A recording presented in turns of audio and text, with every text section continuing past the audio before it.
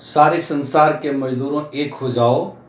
तुम्हारे पास खोने के लिए अपनी बेड़ियों के लिए कुछ नहीं है और पाने के लिए सारा संसार भरा हुआ है। ऐसे क्रांतिकारी पंक्तियों के उद्घोषक कार्ल मार्क्स के बारे में आज हम चर्चा करेंगे। कार्ल मार्क्स 19वीं और 20वीं शताब्दी के महानतम दार्शनिकों में माने जाते हैं। सन 1818 में पैदा हुए और 1883 में उनकी मृत्यु हो गई। लेकिन मार्क्स मरने के बाद भी जिंदा हैं, अमर हैं और न जाने जब तक दुनिया में गरीब होंगे, गरीबी होगी, तब तक मार्क्स अमर रहेंगे। मार्क्स, जिनका पूरा नाम कार्ल हेनरी मार्क्स था, जर्मनी में पैदा हुए, लेकिन अपने क्रांतिकारी विचारों के कारण कभी भी उन्हें किसी एक देश में अस्थायी रूप से रहने का मौका नहीं मिला। उन्हें अपने देश को छोड़ करके भागना पड़ा। वे 1843 में 1843 में पेरिस आए और 2 साल पेरिस में रहे, 43 से लेकर के 45 तक। कार्ल मार्क्स की अपने इस पेरिस प्रवास के दौरान ही एक और दार्शनिक फ्रेडरिक एंगेल्स से मुलाकात हुई और फ्रेडरिक एंगेल्स और कार्ल मार्क्स की दोस्ती दुनिया की कुछ प्रसिद्ध महानतम दोस्तियों में से एक गिनी जाती है और दोनों ने संयुक्त रूप से बहुत सारी चीज़ों का अध्ययन किया और कई पुस्तकें संयुक्त रूप से प्रकाशित की। कार्ल मार्क्स ने अपना संपूर्ण जीवन अध्ययन, अध्यापन और पुस्तकों को लिखने में व्यतीत कर दिया। स्वाभाविक था कि उनके लिए धनार्जन का अवसर नहीं था।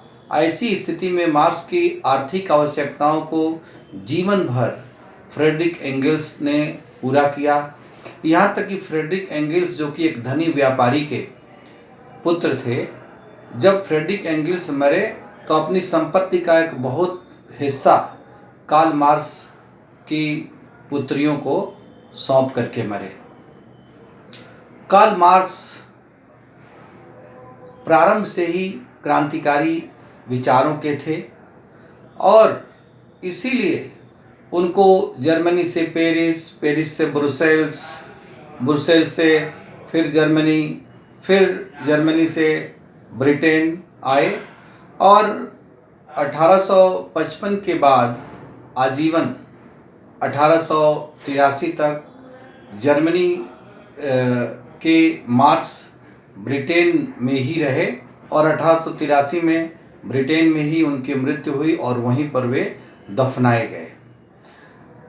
दुनिया का महानतम दार्शनिक, किंतु जब उसकी मृत्यु हुई तो महज 20-25 लोग ही उसके फ्यूनरल में, उसके अंतिम संस्कार में सम्मिलित हुए। जी, ये वही मार्क्स था आज जिसकी दुनिया के बहुत से लोग दिल से पूजा करते हैं।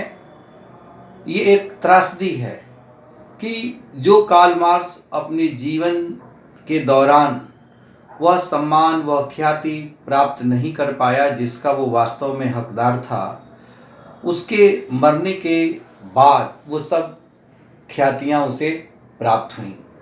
मार्क्स को मार्क्स बनाने में जिन 2 महत्वपूर्ण लोगों का योगदान रहा, वैसे तो 3 लोगों का, एक तो स्वयं उसके ससुर अर्थात उसकी पत्नी जेनी वॉन वेस्टफॉलन के पिता का, लुडविग वेस्टफॉलन का, दूसरे कार्ल मार्क्स के मित्र फ्रेडरिक एंगेल्स का और तीसरे स्वयं जेनी का, जो कि कार्ल मार्क्स की पत्नी थी।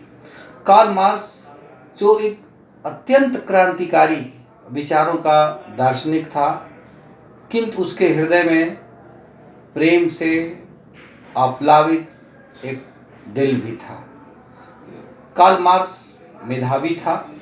बहुत कम उम्र में 1843 में उसने अपनी पीएचडी पूरी कर ली थी, मात्र 24-25 वर्ष की अवस्था में।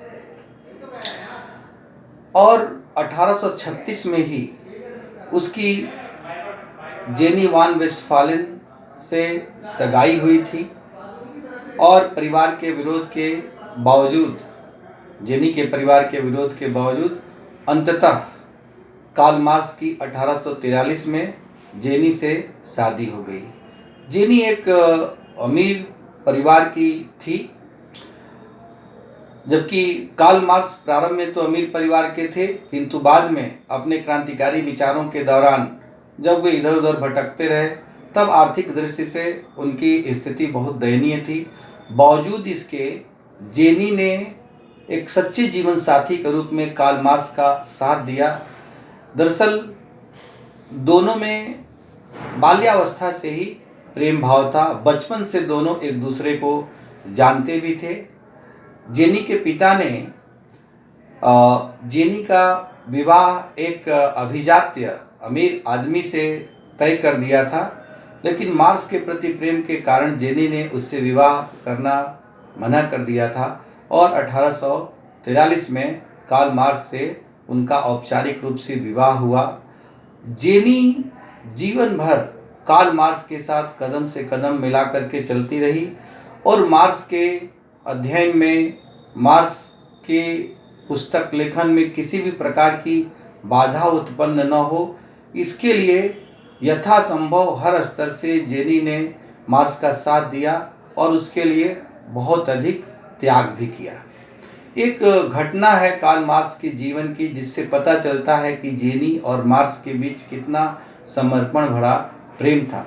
स्पेशली जेनी का मार्क्स के प्रति कितना अधिक समर्पित प्रेम था कि कार्ल मार्क्स जब लंदन में लाइब्रेरी में पुस्तकों में खोए रहते थे तो दोपहर में लंच लेकर जेनी पहुंचती थी, तो जेनी देखती थी कि मार्क्स किताबों में खोए हुए हैं, तो उनके अध्ययन में कोई बाधा उत्पन्न न हो, इसके लिए जेनी चुपचाप वहाँ पर खड़ी रहती थी और उनका इंतज़ार करती रहती थी कि जब मार्क्स अपना अध्ययन पूरा करके किताब बंद करेंगे तब उनसे वह मुखातिब होगी। ऐसे में कई बार घंटों हो जाते थे, लेकिन धैर्य के साथ जेनी उनकी प्रतीक्षा करती रहती थी। मार्क्स जेनी के आगमन से बेखबर अपनी पुस्तकों में खोए रहते थे। जब मार्क्स पढ़ने के बाद अपनी पुस्तक रखते थे और अचानक उनका ध्यान जेनी के पर जाता था तो मार्क्स पूछते थे, अरे तुम कब आई? हर रोज की यही बात थी और जेनी मुस्कुरा करके एक ही उत्तर देती थी, कोई बात नहीं, मैं अभी अभी ही आई हूँ। और इस तरह से कदम मिला करके जेनी चलती रही और मार्क्स को उस मुकाम तक पहुंचाने में अपनी ओर से भरपूर त्याग किया। जेनी ने एक पुस्तक 2007 में प्रकाशित हुई थी मैरी गैब्रियल के द्वारा, जिसका शीर्षक है love and capital, Karl Marx and Jenny, birth of a revolution. इस पुस्तक में बहुत विस्तार से कार्ल मार्क्स के जीवन का वर्णन किया गया है, लगभग 700 पृष्ठों में, और उसके अंतर्गत जेनी और कार्ल मार्क्स के बीच के मधुर संबंधों का बहुत ही अच्छा वर्णन किया गया है। कार्ल मार्क्स ने 1865 में एक कविता लिखी जेनी के ऊपर और अपने एक पत्र में उस कविता का उल्लेख किया, जिसमें उसने लिखा था कि love is jenny and jenny is loves name, जिससे ये पता चलता है कि दुनिया में रक्तरंजित क्रांति की अलख जगाने वाले कार्ल मार्क्स के हृदय में एक प्रेम भरा हृदय भी था। कार्ल मार्क्स न केवल एक प्रेमी था, बल्कि वह संपूर्ण मानवता को प्रेम करने वाला प्रेमी था। गरीबों, शोषितों, मजलूमों को प्रेम करने वाला एक वैश्विक प्रेमी था। उसे हम केवल एक महिला या एक लड़की के प्रेमी के रूप में नहीं देख सकते। उसका दिल सारे संसार के शोषितों, मजलूमों, पीड़ितों, वंचितों के लिए धड़कता था और उसका संपूर्ण रचनात्मक साहित्य, उसके संपूर्ण सिद्धांत वास्तव में इसी पर आधारित है। चाहे उसके द्वारा लिखित कम्युनिस्ट मैनिफेस्टो हो, या क्रिटिक ऑफ पॉलिटिकल इकोनॉमी हो, या पॉवर्टी ऑफ फिलॉसफी हो, या द होली फैमिली हो, या 4 खंडों में लिखित उसकी विश्व प्रसिद्ध पुस्तकें दास कैपिटल हो, इन सभी में कार्ल मार्क्स ने अपने विचारों में शोषितों और मजदूरों के शोषण को व्यक्त किया है, और न केवल उनके शोषण को व्यक्त किया है, बल्कि इनके शोषण के कारण क्या हैं और इनके शोषण का कैसे अंत किया जा सकता है, इसका भी विस्तार से वर्णन उसने किया है। कार्ल मार्क्स के पहले भी बहुत से ऐसे विचारक थे जिन्हें हम समाजवादी विचारक के नाम से जानते हैं, जैसे कि सेंट साइमन था, चार्ल्स फोरियर था, और रॉबर्ट ओवन वगैरह बहुत सारे थे, हैरिंगटन थे। लेकिन ये सब यूटोपियन सोशलिस्ट या स्वप्नलोकीय समाजवादी कहलाते हैं, क्योंकि इन लोगों ने समाजवाद की स्थापना की बात तो की, समाज में आर्थिक समानता को स्थापित करने की बात तो की, लेकिन आर्थिक विषमता को दूर कैसे किया जा सकता है, इसकी वैज्ञानिक कारण और वैज्ञानिक साधन उन्होंने नहीं बताए। कार्ल मार्क्स की विशेषता ये है कि उसने शोषण के कारणों को वैज्ञानिक आधार पर विश्लेषित किया और इन कारणों को खत्म करके कैसे वास्तविक रूप में, सही रूप में समाजवाद की स्थापना की जा सकती है, उसने यह भी बताया। इसीलिए 20वीं शताब्दी के महानतम राजनीतिक विचारक हेराल्ड जोसेफ लॉस्की ने लिखा है कि कार्ल मार्क्स ने समाजवाद को अस्त व्यस्त या एक अव्यवस्था के रूप में पाया और उसने उसे एक आंदोलन का स्वरूप प्रदान कर दिया। कार्ल मार्क्स ने स्वयं अपने विचारों और सिद्धांतों को वैज्ञानिक समाजवाद या साइंटिफिक सोशलिज्म की संज्ञा दी है। आज भी दुनिया में जब कभी भी साम्यवाद अर्थात कम्युनिज्म और समाजवाद या सोशलिज्म का जिक्र होता है या कभी भी होगा, तो वह कार्ल मार्क्स के जिक्र के बिना अधूरा होगा। सही मायने में जमीनी धरातल पर समाजवाद और साम्यवाद को उतारने वाला जो व्यक्ति था वह था लेनिन, जिसके नेतृत्व में रूस में 1917 में कम्युनिस्ट रिवॉल्यूशन या साम्यवादी क्रांति हुई। लेनिन के द्वारा की गई यह रूसी क्रांति पूरी तरह से कार्ल मार्क्स के विचारों पर आधारित थी और दुनिया में अन्य जगहों पर भी जहाँ कहीं भी साम्यवादी व्यवस्था स्थापित हुई उसकी नींव में कार्ल मार्क्स के विचार हैं।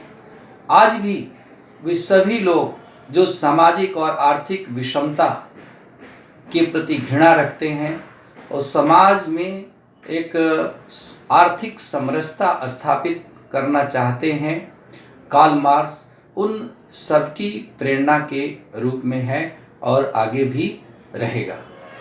हम अपने आगे के वीडियो लेक्चर में कार्ल मार्क्स के विचारों पर व्याख्यान प्रस्तुत करेंगे, जिसके अंतर्गत हम विस्तार से बताएंगे कि कार्ल मार्क्स का द्वंद्वात्मक भौतिकवाद का सिद्धांत प्रिंसिपल ऑफ डायलेक्टिकल मटेरियलिज्म क्या है, या उसका थ्योरी ऑफ सरप्लस वैल्यू का सिद्धांत क्या है, अर्थात अतिरिक्त मूल्य का सिद्धांत क्या है, या इकोनॉमिक इंटरप्रिटेशन ऑफ हिस्ट्री, इतिहास की आर्थिक व्याख्या का उसका सिद्धांत क्या है, या समाज का जो क्लास स्ट्रगल या समाज में व्याप्त जो वर्ग संघर्ष है वह क्या है, पूंजीवाद के बारे में, कैपिटलिज्म के बारे में उसका विचार क्या है, और क्रांति के बारे में उसका विचार क्या है। मार्क्स कहता है कि revolution is the midwife of every social change, अर्थात किसी प्रकार का सामाजिक परिवर्तन क्रांति के माध्यम से ही होता है।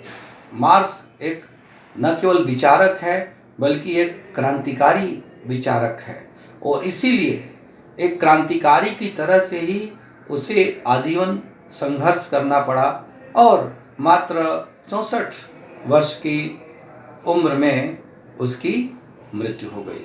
तो नेक्स्ट व्याख्यान में हम समाजवाद, साम्यवाद और कार्ल मार्क्स के जितने भी सिद्धांत हैं उनके बारे में बहुत सरल भाषा में आपको बताने की कोशिश करेंगे, क्योंकि आप सब ने इसके लिए आग्रह किया था कि इस विषय पर मैं वीडियो बनाऊं। और मार्क्स के बारे में, समाजवाद के बारे में, साम्यवाद के बारे में बहुत प्रकार की भ्रांतियां हैं लोगों के मन में, उन सभी भ्रांतियों को भी दूर करने की कोशिश करेंगे। बहुत आसानी से ये विषय आपको समझ में आएंगे।